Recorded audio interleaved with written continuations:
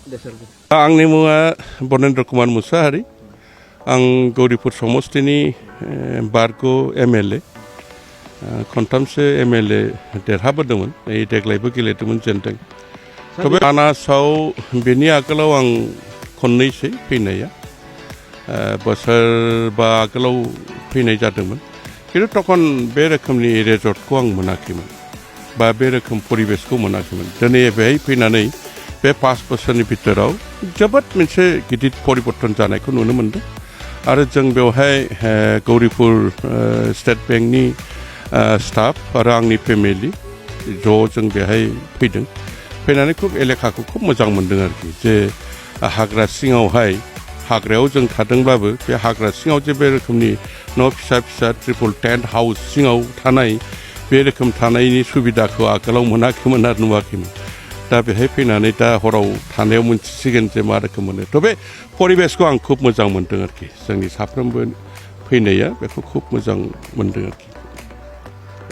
रायजोफोरनिसिम आं बेखौनो बुंगोन जेराव बेथ' मोनसे टुरिजम जाहैबाय बिसेसकर मानास नेसनेल पार्कआथ' दा आगोलनिफ्राय जथेस्थ' मोजांसिनाव फैबाय दा मानसियाथ' आरो सब समाय न' सिङाव थाबाय थाया बिदिनो बोसोराव मोनसे पिकनिक जानाय बा बेरायनाय बे रोखोमनि बोथोर फैयोबा बेहाय फैयोब्ला रायजो राजाफ्रा खुब मोजां मोनसे परिबेसखौ मोनगोन खोनानो मोन्दों जे हाग्रा सिङाव आजिखालि जिब जन्थुखौ दाउराइ मै माजे माजे गान्दा बे रोखोमनि नुयो बेखौ जों गाबोन नायबासो मिथिनो मोनगोन गतिके रायजो राजाफ्रा फैनांगौ नायफैनांगौ बेरायनांगौ जाहाथे मोनसे बयबो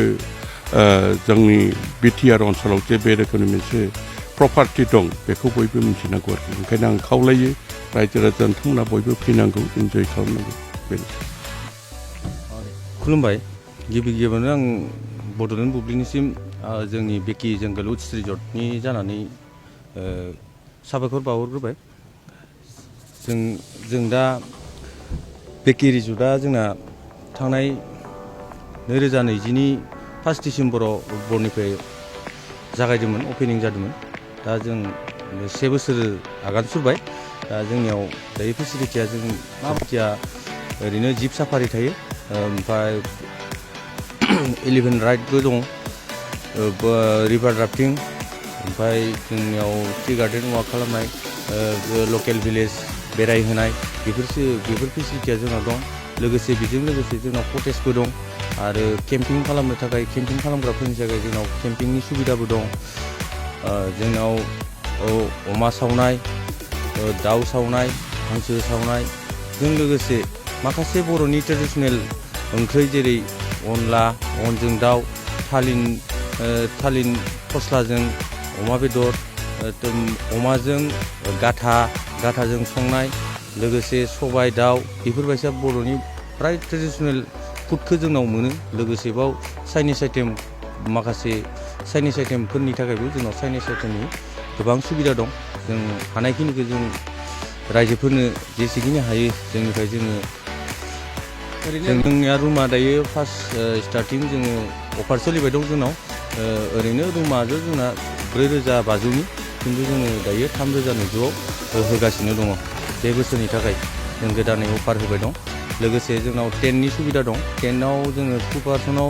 1500 लायो 3 पार्सनाव जोङो 2000 लायो आरो लोगोसे 6निफ्राय 10 पार्सननिबो जोंनाव टेन्ट दङ बेयाव 6 पार्सन थायोबा जों 3,400 लायो लोगोसे बाव इनि 6 पार्सननि एबभ जायोब्ला गोबां जायोब्ला पार हेड जोङो 200 खरि एड खालामनानै लायो आरो बेखिनियानो जोंनि रिसर्टनि नामा बेकि जंगल उड्स रिजर्ट মোৰ নাম প্ৰবীণ ৰয় আৰু মই ষ্টেট বেংক গৌৰীপুৰ শাখাৰ প্ৰবন্ধক আৰু মই ইয়াতে আহিছোঁ আজি আহি পেলাই মোক বহুত ভাল লাগিছে কাৰণ এনেকুৱা মই আগতো আহিছিলোঁ মানাসত কিন্তু এনেকুৱা এটা ধুনীয়া কেম্পিং ছাইট যিটো বেকি জংগল কেম্পিং ছাইট ইয়াতে বহুত ধুনীয়া ইনিচিয়েটিভ ইয়াতে আহি বহুত ভাল লাগিছে আৰু মই সকলোকে ইয়াতে আহিবৰ কাৰণে মানে কি কৰিছোঁ মানে আজি দেখা পোৱা নাই আমি কালি ৰাতিপুৱাহে যাম আশা কৰিছোঁ মানাস যিহৰ কাৰণে বিখ্যাত এটলিষ্ট টাইগাৰ ৰাইনো এলিফেণ্ট এইবোৰ চব দেখা পাম আৰু সেয়ে ভাল লাগিছে আহি পেলাই बाक्सा जिल्लानि सिङाव थानाय बासबारि रेन्ज बेकी जंगल उड्स रिजर्ट मानास नेशनेल पार्क बे समायना रिजर्टआव नोंथांमोना बर'नि ट्रेडिशनेल फुड्स गोथाव अमा बेदर सावनाय एवनाय लकेल दाउ बेदर बोरमा बेदर बायदि बायदिफोरखौ मोनजानायजों लोगोसे बाहेरायाव थानो थाखाय टेन्टनि सुबिदा दङ। Bonfire, jeep safari, rafting, elephant ride, tea garden walk, आलादा आलादा एसि गोनां खथानिबो सुबिदा दङ।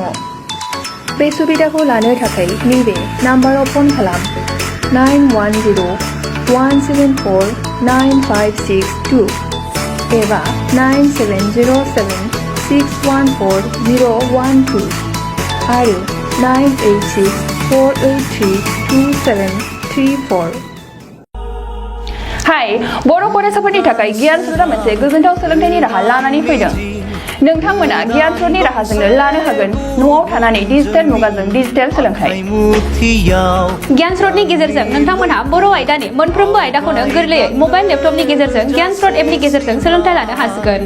गियान स्रोतआ नोंथांनि सोलोंनायनि थाखाय जायखिजाया समावनो नोंखौ सोलोंनायाव मदद होगोन। डिजिटेल मुगानि गोदान सोलोंथाइ आदबाव रावनि सायाव जेबो जिंगासिनांगौ गैलिया। गियान स्रोतआ 9 आरो 10 थाखोनि फरायसाफोरा गावनि बिमानि राव बर' बिजोंजों लोगोसे गुबुन गुबुन रावफोरावबो सोलोंग्रोनो हासिगोन। गियान स्रोतआव फोरोंगिरिफोरा फरायसाफोरनि बुजिनायाव गोरलै जानायनि थाखाय ग्राफिक्स, एनिमेशन आरो मोगथाङारि गोबां बिदिन्थि लानानै बुजायनाय जागोन। आरो नोंथांनि ओनसोलाव इन्टारनेट गैया नामा? जानो हागौ नोंथांनि जायगायाव इन्टारनेटनि सुबिदाया मोजां नङा। अब्लाबो जिंगासिनांगौ गैयाजासे डिजिटेल बिजोंनि सोलोंनायाव नोंथांनि मबाइल आरो लेपटपआवनो सोलिबाय थागोन। गियान स्रोतआ बयनिबो थाखाय गुन गोनां सोलोंथाइ लानायाव गोरलै खालामदों। जोबोद खम बेसेनावनो गुन गोनां सोलोंथाइखौ। आथिखालसिमाव गियान स्रोतआव मोननो हानाय आयदाफोरानो जादों फारियै सानखान्थि, रांखान्थि, राजखान्थि, भुमखौरां, जारिमिन, मुवा बिगियान, रासायनारि बिगियान, जिबारि बिगियान, बिमा राव आरो इंराजि। गियान स्रोत एपखौ गुगल प्ले स्ट'रआव मोननो हागोन। नोंथांमोना डेम' एपखौ डाउनल'ड खालामनानै गावनि रावजों सोलोंनायनि मोनसे गोदान खाबुनि मोन्दांथिखौ लानो नाजा। बेयो मोनसे अफलाइन एप आरो गासैबो फराफारिखौ मेम'रि कार्डनि मददनि गेजेरजों मोननो हागोन। दानिया बे ई-लार्निं आदबाव मा थागोन बेखौ मिथिनो थाखाय नोंथांमोना www.gyanrots.in आव डेम' भिडिअफोरखौ डाउनल'ड खालामनानै नायदो। गियान स्रोतआ फरायसाफोरनि रोंगौथि जौगानायनि थाखाय मोनसे थार लोगो। नोंथांनि गथ'फोरनावबो रोंगौथि दं, नाथाय सोलोंनायनि मोनसे थार लोगोनि गोनांथि दं। बेनिखायनो गियान स्रोतआ जाबाय नोंथांनि थार लोगो।